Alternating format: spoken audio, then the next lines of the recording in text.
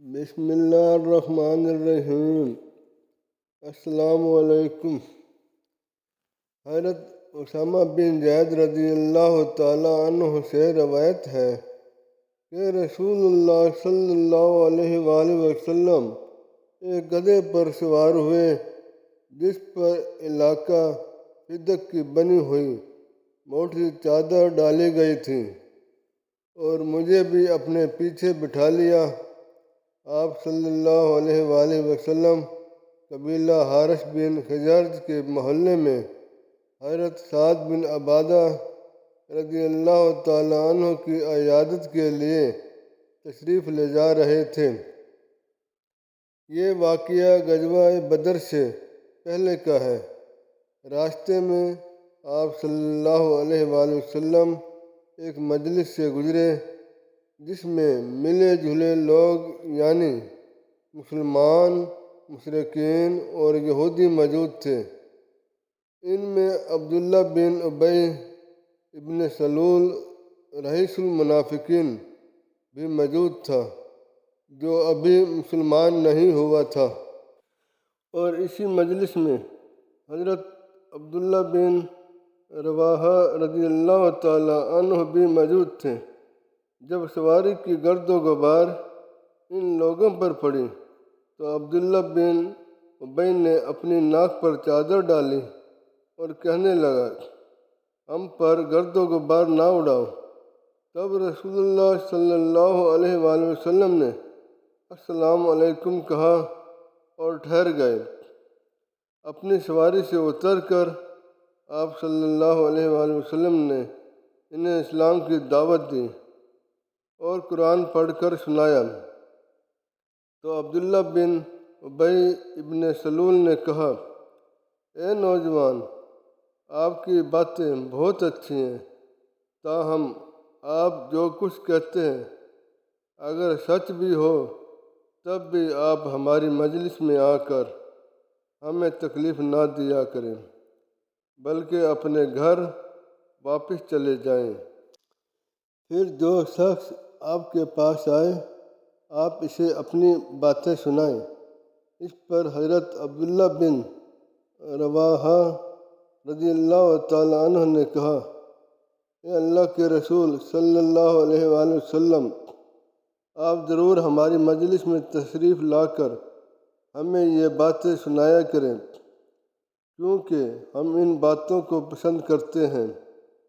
آخر کار بات اس حد تک بڑھ گئی کہ مسلمان، مشرک اور یہودی ایک دوسرے کو برا بھلا کہنے لگے، اور نوبت یہاں تک پہنچ گئی کہ وہ ایک دوسرے پر حملہ کرنے کے لیے تیار ہو گئے۔ نبی کریم صلی اللہ علیہ وآلہ وسلم مسلسل ان کو خاموش کراتے رہے، یہاں تک کہ وہ خاموش ہو گئے۔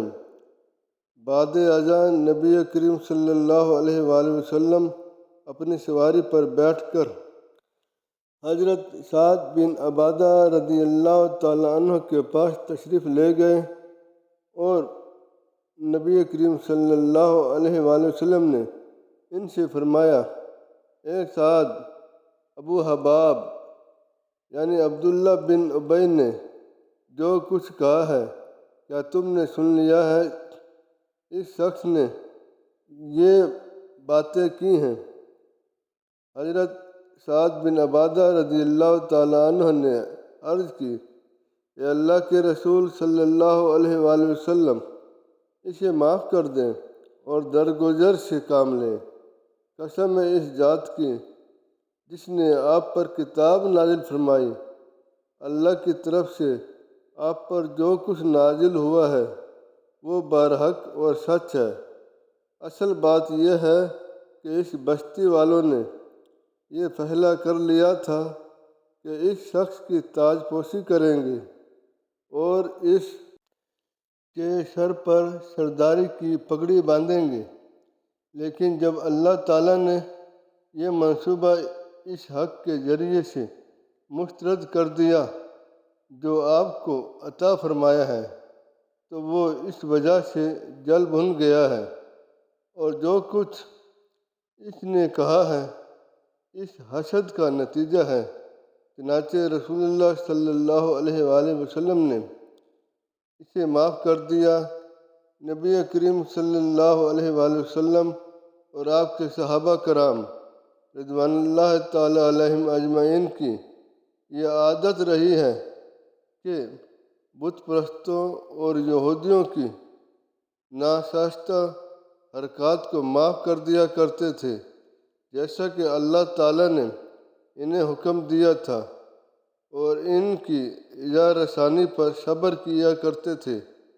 ارشاد باری تعالیٰ اسی سے متعلق ہے، اور یقیناً تم اپنے سے پیشتر اہل کتاب اور مشرکین سے بہت سی تکلیف دہ باتیں ضرور سنو گے، اور اگر تم صبر سے کام لو اور تقوی اختیار کرو تو یہ بہت بڑے حوصلے اور دل گردی کی بات ہے۔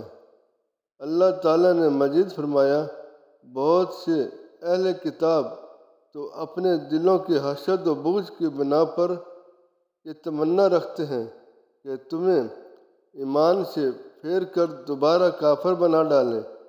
نبی کریم صلی اللہ علیہ وآلہ وسلم نے اللہ تعالیٰ کے حکم کے مطابق عفو درگزر کو اپنا وتیرہ بنائے رکھا، یہاں تک کہ اللہ تعالیٰ نے اہل کفر کی بابت جہاد کی اجازت دے دی۔